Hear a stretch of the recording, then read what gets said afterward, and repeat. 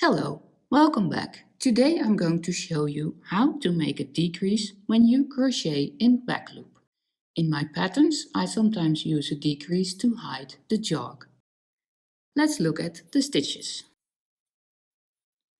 You can see that the back loop of this stitch is in front of this stitch. That is why I will insert my hook in this loop first and then in this loop. But when I insert my hook in this loop, it will be a bit hard to find this loop.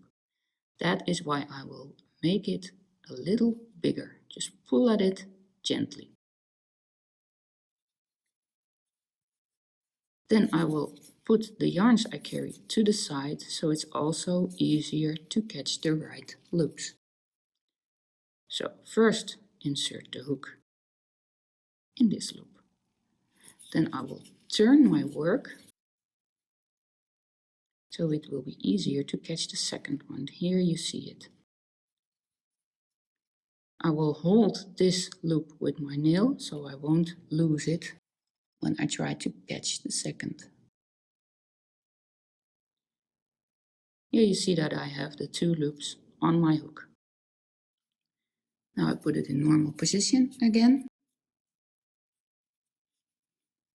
Put the yarns back. Make sure the hook goes under the yarns. Yarn over and pull through these two loops. Yarn over again and pull through. We'll make one normal single crochet in back loop.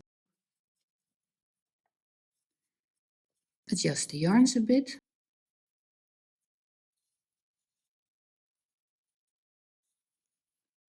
And this is what a decrease will look like.